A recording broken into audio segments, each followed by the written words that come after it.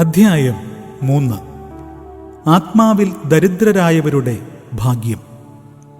പൗലോസിൻ്റെ ആത്മീയ ദാരിദ്ര്യമെന്നത് താൻ ചവറ്റുകൊട്ടയിൽ ഉപേക്ഷിച്ച സംഗതികളുടെ ആകെ തൂക്കമാണ്.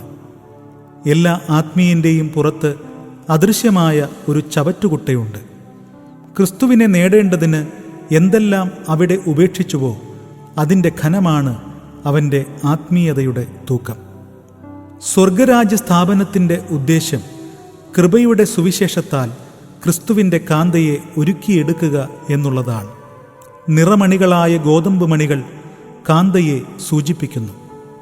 കാന്തയാകുവാനുള്ള ഏകമാർഗം കൃപയുടെ സുവിശേഷം കൈക്കൊള്ളുക മാത്രമാണ്. അതിൽ യവനനും യഹൂദനും എന്നില്ല, പരിച്ഛേദനയോ അഗ്രചർമ്മമോ ബർബരനോ ശകനോ ദാസനോ സ്വതന്ത്രനോ എന്നുമില്ല. ക്രിസ്തുവത്രേ എല്ലാവരിലും എല്ലാം ആകുന്നു. ക്രിസ്തുവിൻ്റെ കാന്തയ്ക്ക് പല പേരുകൾ വേദപുസ്തകത്തിൽ കൊടുത്തിരിക്കുന്നു. ജീവനുള്ള ദൈവത്തിൻ്റെ ആലയം, ക്രിസ്തുവിൻ്റെ ശരീരം, നിറഞ്ഞ ഗോതമ്പ് മണികൾ എന്നിവയാണവ. കൃപയുടെ സുവിശേഷം കൂടാതെ ഇസ്രയേൽ ജനതയ്ക്ക് പ്രസക്തമാകുന്നത് രാജ്യത്തിൻ്റെ സുവിശേഷമാണ്. എന്നാൽ ജാതികൾ മേൽപ്പറഞ്ഞ രണ്ടിലും ഉൾപ്പെടാതിരുന്നു കഴിഞ്ഞാൽ നിത്യസുവിശേഷത്താൽ ക്രിസ്തുവിൻ്റെ രാജ്യത്തിൽ പ്രജകളായിരിക്കുവാനാണ് അനുവദിക്കപ്പെട്ടിരിക്കുന്നത്. മേൽപ്പറഞ്ഞ 3 സുവിശേഷങ്ങളിൽ ഏറ്റവും ശ്രേഷ്ഠമായത് കൃപയുടെ സുവിശേഷമാണ്. അത് ഘോഷിക്കപ്പെടുന്നത് സ്വർഗരാജ്യത്തിലാണ്. ക്രൈസ്തവ മണ്ഡലത്തിൽ കളയും ഗോതമ്പും പതിരും ഉള്ളതുപോലെ സഭാസംഘടനകളിൽ പ്രാകൃത മനുഷ്യനും ജഡീകനും ആത്മീകനും ഉണ്ട്. ആത്മീകനെ ഒരുക്കിയെടുക്കുക എന്നതാണ് ക്രൈസ്തവ മണ്ഡലത്തിൽ പരിശുദ്ധാത്മാവിൻ്റെ ഉത്തരവാദിത്വം. സ്വർഗരാജ്യം ക്രിസ്തുവിൻ്റെ രാജ്യത്തിൻ്റെ ഒരു കോൺസുലേറ്റാണെന്ന് കഴിഞ്ഞ അധ്യായത്തിൽ പ്രസ്താവിച്ചുവല്ലോ. വിസ ലഭിച്ച ശേഷം മാത്രമേ കോൺസുലേറ്റ് പ്രതിനിധാനം ചെയ്യുന്ന രാജ്യത്ത് പ്രവേശനം അനുവദിക്കപ്പെടുകയുള്ളൂ. ഉദാഹരണത്തിന്, അമേരിക്കയിലേക്ക് പോകുവാൻ ആഗ്രഹിക്കുന്ന വ്യക്തി ഇന്ത്യയിലുള്ള കോൺസുലേറ്റിൽ ചെന്ന് വിസ ലഭ്യമാക്കുന്നതിനുള്ള നിർദ്ദേശങ്ങൾ പാലിച്ചിരിക്കണം. ആ നിർദ്ദേശങ്ങളിൽ പ്രധാനം മെഡിക്കൽ ടെസ്റ്റാണ്. അതിൽ വിജയിക്കാത്ത ആർക്കും തന്നെ വിസ ലഭ്യമാകയില്ല. എന്നതുപോലെ സ്വർഗരാജ്യത്തിൽ പ്രവേശിക്കാനുള്ള ഭരണഘടനയുടെ 8 പ്രമാണങ്ങളാണ് ക്രിസ്തു തൻ്റെ ഗിരിപ്രഭാഷണത്തിലൂടെ വ്യക്തമാക്കിയിരിക്കുന്നത്. മത്തായി സുവിശേഷം 5-ാം അധ്യായം 3 മുതൽ 10 വരെ വാക്യങ്ങളിൽ അത് രേഖപ്പെടുത്തിയിരിക്കുന്നു. 1. ആത്മാവിൽ ദരിദ്രനായിത്തീരുക. 2. ദൈവഹിതപ്രകാരം ദുഃഖിക്കുക. 3. സൗമ്യതയുള്ളവർ ആയിരിക്കുക. 4. നീതിക്ക് വിശന്ന് ദാഹിക്കുക. 5. കരുണയുള്ളവർ ആയിരിക്കുക. 6. ഹൃദയശുദ്ധിയുള്ളവർ ആവുക. 7. സമാധാനമുണ്ടാക്കുന്നവർ ആയിരിക്കുക. 8. ക്രിസ്തു നിമിത്തം ഉപദ്രവിക്കപ്പെടുക. ഇതിൽ 1-ാമത്തെ പ്രമാണം അനുസരിച്ച് ആത്മാവിൽ ദരിദ്രരായവർക്ക് മാത്രമേ സ്വർഗരാജ്യത്തിൽ പ്രവേശനം ലഭിക്കുകയുള്ളൂ. മേൽപ്പറഞ്ഞ പ്രമാണങ്ങളെ ഇംഗ്ലീഷിൽ ബി ആറ്റിറ്റ്യൂഡ്സ് എന്ന് വിളിക്കുന്നു. അതിൻ്റെ അർത്ഥം be this attitude in you, അഥവാ മേൽപ്പറഞ്ഞ മനോഭാവമുള്ളവർ ആയിരിക്കുക. മനോഭാവം വ്യത്യാസപ്പെടാതെ സ്വർഗരാജ്യത്തിൽ ആത്മീകന് പ്രവേശിക്കുവാൻ കഴിയുകയില്ല. മനുഷ്യൻ്റെ മനോഭാവമാണ്, അഥവാ ആറ്റിറ്റ്യൂഡാണ്, അവൻ്റെ ആത്മാവിനെയും മനസ്സിനെയും ശരീരത്തെയും നിയന്ത്രിക്കുന്നത്. ഒരു ബ്രിട്ടീഷ് മെഡിക്കൽ ജേണലിൽ വന്ന വാചകങ്ങൾ താഴെ കുറിക്കുന്നു. There is not a tissue or organ in the body that is not influenced by the attitude of mind and spirit. Dr. Frank Hutchings, a nerve specialist, said 70% of the medical cases I see need new mental and spiritual attitude for health. Man is a unit made up of spirit, soul and body, and he cannot be sick in one part without passing on the sickness to other parts. The attitudes we hold in our mind do not stay merely as attitudes, they pass over into definite physical effects. മേൽപ്പറഞ്ഞതിൻ്റെ അർത്ഥം മനോഭാവമാണ് ഒരു മനുഷ്യൻ്റെ ആത്മാവിനെയും പ്രാണനെയും ദേഹത്തെയും അശേഷം ശുഭമായും സുഖമായും കർത്താവിൻ്റെ പ്രത്യക്ഷത വരെ അനിന്യമായി വെളിപ്പെടുവാൻ സഹായിക്കുന്നത്.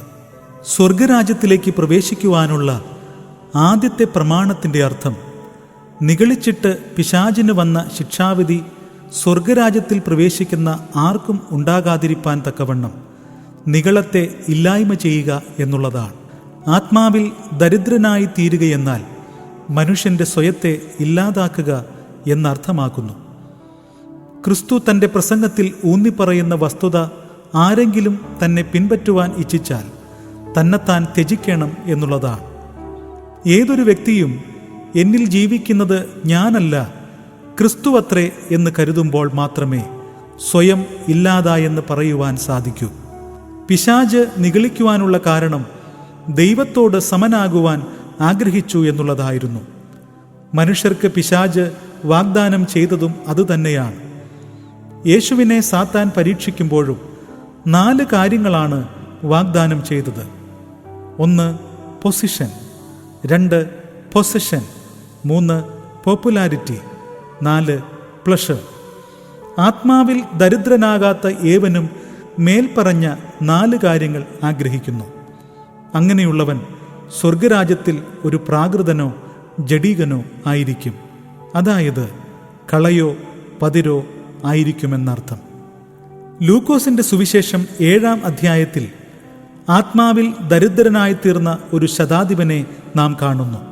ശതാധിപന്റെ ദാസൻ മരിപ്പാറായപ്പോൾ യഹൂദ പ്രമാണികളുടെ ശുപാർശയനുസരിച്ച് യേശു അദ്ദേഹത്തിൻ്റെ വീട്ടിലേക്ക് ചെല്ലുമ്പോൾ ശതാധിപൻ ഇപ്രകാരമാണ് പറയുന്നത്: കർത്താവേ, പ്രയാസപ്പെടേണ്ട, നീ എൻ്റെ പുരയ്ക്കകത്ത് വരുവാൻ ഞാൻ പോരാത്തവൻ. അതുകൊണ്ട് നിന്റെ അടുക്കൽ വരുവാൻ ഞാൻ യോഗ്യനെന്ന് എനിക്ക് തോന്നിയിട്ടില്ല. ഒരു വാക്ക് കൽപ്പിച്ചാൽ എൻ്റെ ബാല്യക്കാരന് സൗഖ്യം വരും. യേശു അത് കേട്ടിട്ട് അവങ്കൽ ആശ്ചര്യപ്പെട്ട് തിരിഞ്ഞു നോക്കി തന്നെ അനുഗമിക്കുന്ന കൂട്ടത്തോട്, ഇസ്രയേലിൽ കൂടെ ഇങ്ങനെയുള്ള വിശ്വാസം ഞാൻ കണ്ടിട്ടില്ല എന്ന് പറഞ്ഞു. മേൽപ്പറഞ്ഞ ശതാധിപന്റെ മനോഭാവമാണ് ആത്മാവിൽ ദരിദ്രനായി തീരുകയെന്നുള്ള പ്രമാണം കൊണ്ട് അർത്ഥമാക്കുന്നത്. അങ്ങനെയുള്ള ഒരുവന് മാത്രമേ ക്രിസ്തുവിനെ പൂർണ്ണമായി വിശ്വസിക്കുവാൻ സാധിക്കുകയുള്ളൂ. മറ്റൊരു സന്ദർഭത്തിൽ സുറഫോയ്ക്ക ജാതിയിലുള്ള യവനായ സ്ത്രീ തൻ്റെ മക്കളിൽ നിന്ന് ഭൂതത്തെ പുറത്താക്കുവാൻ യേശുവിനോട് അപേക്ഷിച്ചു. മർക്കോസിൻ്റെ സുവിശേഷം 7-ാം അധ്യായം 25 മുതൽ 30 വരെയുള്ള വാക്യങ്ങൾ. യേശു അവളോട്, മക്കളുടെ അപ്പമെടുത്ത് നായ്ക്കുട്ടികൾക്ക് ഇട്ടുകൊടുക്കുന്നത് നന്നല്ല എന്ന് ഉത്തരം പറഞ്ഞു. അതിന് അവൾ, അതേ കർത്താവേ, നായ്ക്കുട്ടികളും ഉടയവരുടെ മേശയിൽ നിന്ന് വീഴുന്ന അപ്പനുറുക്കുകൾ തിന്നുന്നുണ്ടല്ലോ എന്ന് പറഞ്ഞു. യേശു അവളോട്, സ്ത്രീയെ, നിന്റെ വിശ്വാസം വലിയത് എന്ന് പറഞ്ഞു.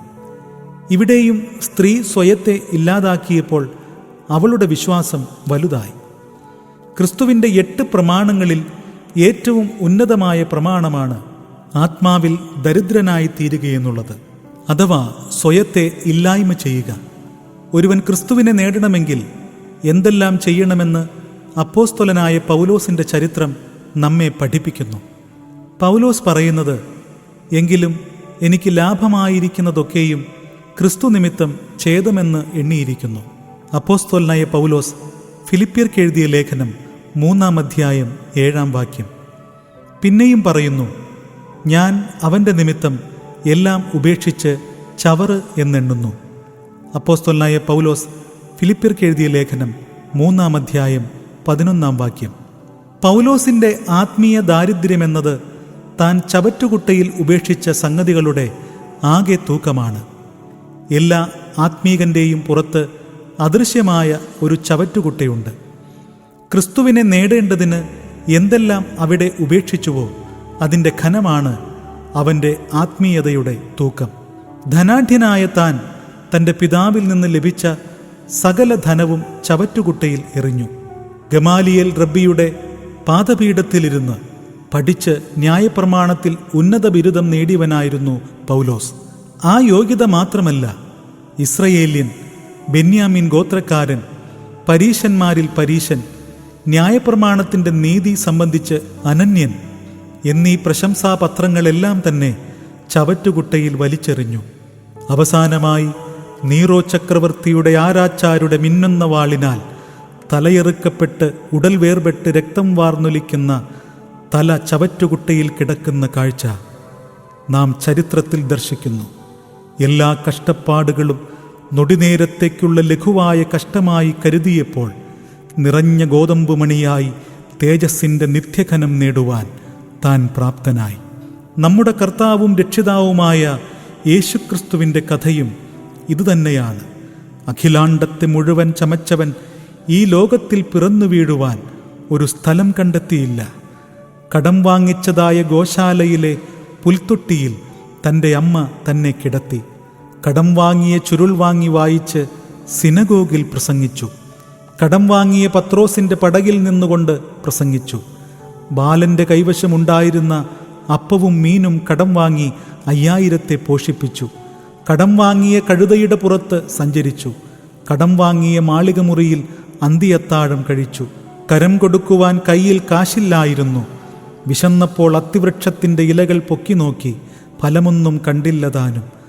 കുറുനരികൾക്ക് കുഴിയും പറവകൾക്ക് കൂടുമുണ്ടായിരുന്നു, തനിക്കോ തലചായ്ക്കാൻ ഇടമില്ലായിരുന്നു. അരിമത്യയിലെ യോസേഫിൻ്റെ തീറാധാരഭൂമിയിൽ തൻ്റേതല്ലാത്ത കല്ലറയിൽ അടക്കപ്പെട്ടു. The greatness of Jesus Christ lies in the fact that the greatness of all becomes the simplest of all. അതായത് ഏറ്റവും വലിയവൻ ഏറ്റവും ചെറിയവനായി തീർന്നു. ക്രിസ്തുവിൻ്റെ ഈ മനോഭാവമാണ് ഒരുവനെ സ്വർഗരാജ്യത്തിൽ പ്രവേശിക്കുവാൻ യോഗ്യനാക്കുന്നത്. ഇന്നത്തെ ഓഡിയോ ബുക്ക് ICPF ആനന്ദത്തോടുകൂടി അവസാനിക്കുന്നു. അടുത്ത എപ്പിസോഡിൽ വീണ്ടും കാണാം. ദൈവം നിങ്ങളേവരെയും അനുഗ്രഹിക്കട്ടെ.